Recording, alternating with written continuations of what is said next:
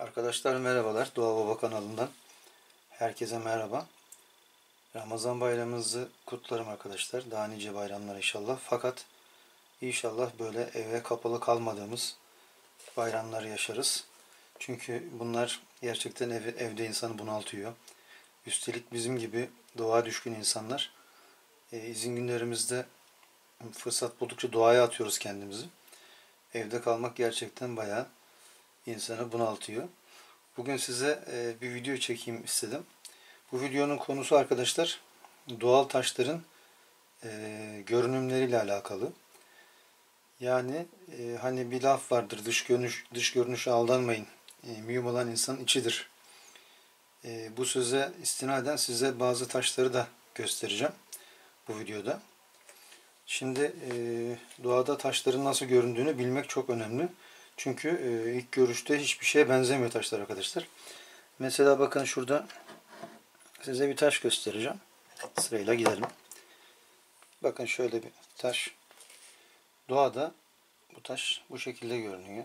Hatta burası biraz kırılmış. Bu taşı ben kestirdim. Bakın şöyle. Kesildiği zaman çıkan manzarada burada içerisinde sanki bir tepe üzerinde duran bir horoza benzeyen bir şekil var bakın. Dikkatli bakarsanız görebilirsiniz. Bu tarafta da şöyle şu kısmı yuva şeklinde bakın. Üzerinde bir kuş tünemiş.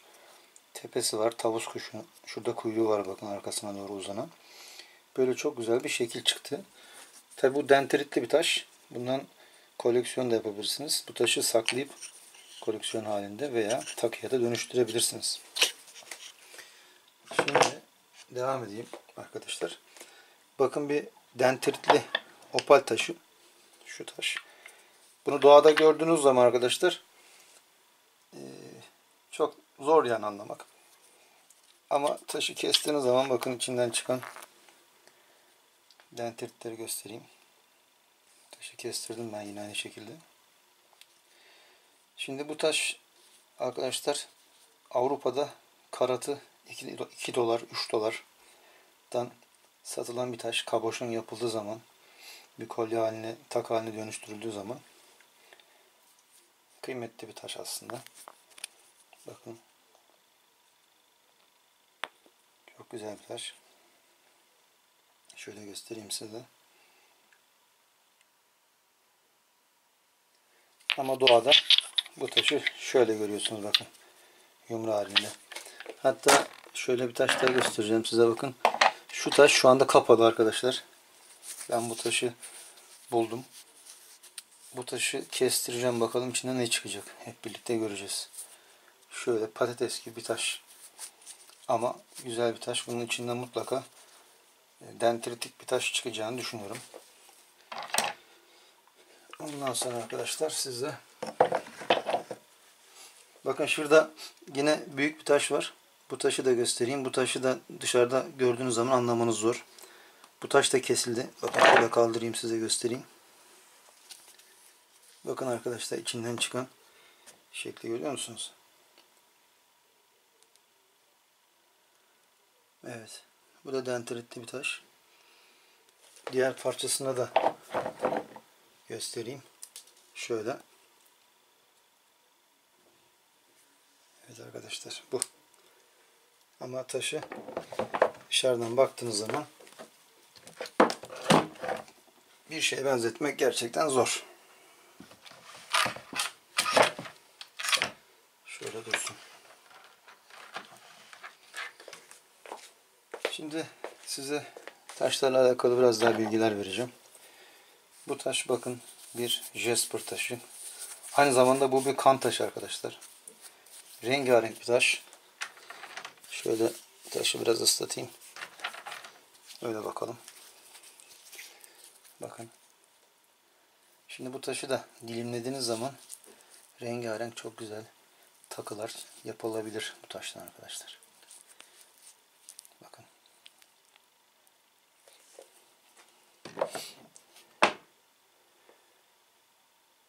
Şimdi arkadaşlar bu da bir agat taşı. Bakın şunu da göstereyim. Doğada görünüşü taşın böyle. Fakat şurasını ben bunu kırdım. Bakın. Görüyor musunuz? Çubuk agatı. Taşın içinde çok güzel bir deseni var. Tam bir koleksiyon taşı bakın. Şu kısmı da böyle. Bunun da kesilmesi gerekiyor. Tabi dilimlenmesi gerekiyor. Kırılmasa, direkt kesilse daha iyiydi. Tam bir koleksiyon taşı ama dışarıdan görünüşü şöyle bir kaya, anlaması gerçekten zor. Şu Ocean Jasper arkadaşlar bakın. Bu taşı da dilimlediğiniz zaman desenlerini görebiliyorsunuz. Taşın. Şöyle.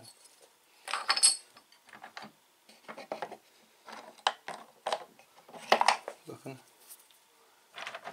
Dendritli bir opal taşı yine. Dışı böyle beyaz arkadaşlar ama içinde harika desenler var. Tabi bu kesildiği zaman daha net görebileceksiniz. Bakın. Taşın şeklini görüyor musunuz arkadaşlar? Şimdi şu taşı da göstereyim size. Bakın yine bir manzara. Dendritli bir taş daha. Bakın. Bu da kesilecek ve içinden dilimler halinde manzaralar çıkacaktır bu taşın. Taşlar arkadaşlar kesildikten sonra değerleniyor. Bakın siyah. Siyah bir kalsidon taşı arkadaşlar bu. Bakın üzeri kabuk yapmış, kabuklu. Şöyle koyayım şunları. Bu da bir opal. Kapalı fakat iki yerinden şöyle ıslattığım zaman daha da net görebilirsiniz. Bakın. İçi belli oluyor. Çubuk agatı göstereyim bir tane daha size arkadaşlar. Bu da çok güzel bir taş. Bakın şu taş. Görüyor musunuz üzerindeki desenleri? Harika bir taş.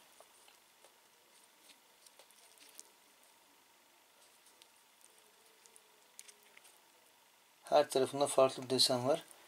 Bu taşı da dilimleyeceğiz arkadaşlar. Dilimlendiği zaman çok daha güzel bir manzara çıkacak içerisinden. Onu da ben size yine bir videoda çekimini yaparım. Bakın.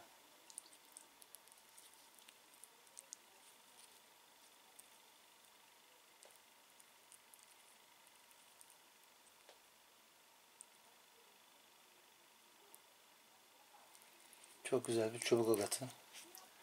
Şurasında kristallenmeler var. Kristal olmuş artık taş. Şimdi arkadaşlar taşın şeffaflığı önemli olan. Bakın şuraya koyduğum taşı göstereceğim şimdi size. Bu taş bakın arkadaşlar. O kadar şeffaf bir taş ki bundan bir sürü yüzük çıkıp yapabilirsiniz. Yani bu da sonuçta bir agat taşı, akik taşı. Bakın. Kırmızı ışıkta bir gece lambası gibi parlıyor arkadaşlar. Harika bir taş. Şöyle yakından da göstereyim size. Bakın kaya halinde. Bir kayaç halinde. Şöyle bakın. Bir agat taşı. Fakat bundan da takı yapılabilir arkadaşlar.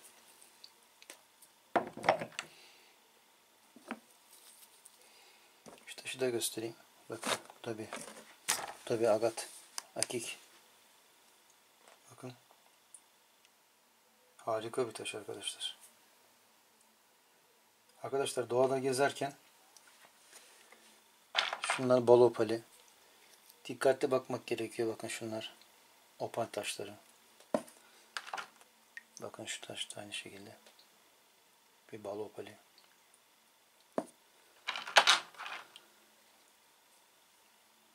Şunlar yeşil kalsidon. Bakın şöyle. Yeşil rengini alır. Işık geçirgenliği harika. Mavi kalsidonları daha önce gösterdim. Bunlar da harika takılar yapılabiliyor. Bakın. Bu da aynı şekilde bir mavi kalsidon. Yine bir akik. Bakın. lamba gibi arkadaşlar, parlayan bir taş. Bakın içi oyulmuş. Doğada gezerken arkadaşlar bu taşları iyi görmek gerekiyor. Bakın. Ben onların size doğal halini göstermek istedim. Şu da bir videoda yine bulduğum bir taş. Bakın, jasper taşı. Bu taşı da dilim haline getirip takıya dönüştürülebilir. Kaboşon kesim yapılabilir. Biz bu taşlar arkadaşlar, bazı arkadaşlar soruyorlar bunları satıyor musunuz diye. Ben bu taşları koleksiyonluk olarak topluyorum. Satış yapmıyoruz arkadaşlar. İnşallah ileride bunları kendimiz kesip parmağımıza bir yüzük haline getirebiliriz. Bir kolye haline getirebiliriz. İnsanın kendi bulduğu taşı tak haline getirmesi de çok güzel bir şey bence. İnşallah bunları yapacağız. Onların videolarını da çekelim. Şöyle bırakayım size o taşı da bakın.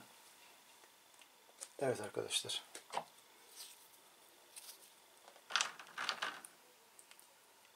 Bakın yine kırmızı bir taş. Şuradaki yansımasına bakın. Arkadaşlar Doğa Baba kanalında inşallah haftaya yasaklar kalkarsa yine doğadan sizle videolar çekim yapacağız. Videolar getireceğiz yine. Ama bazı videolar çekmeyi düşünüyorum ama biraz daha farklı olacak konsept inşallah. Videoları takip etmeyi unutmayın arkadaşlar. Size arkadaşlar gösterdiğim taşlar bu kadar. Daha sonra yine size bir takım taşlar daha göstereceğim. Bu konuyla alakalı.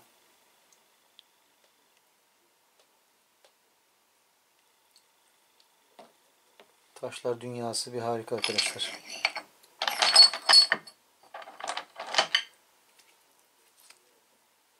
Bunların hepsinden takı yapılabilir arkadaşlar. Yapabilirsiniz bakın. Hepsinden takı yapılabilir.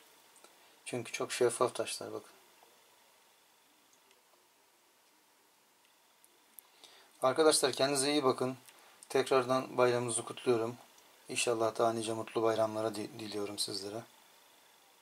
Kendinize iyi bakın arkadaşlar. Hoşça kalın. Sağlıcakla kalın.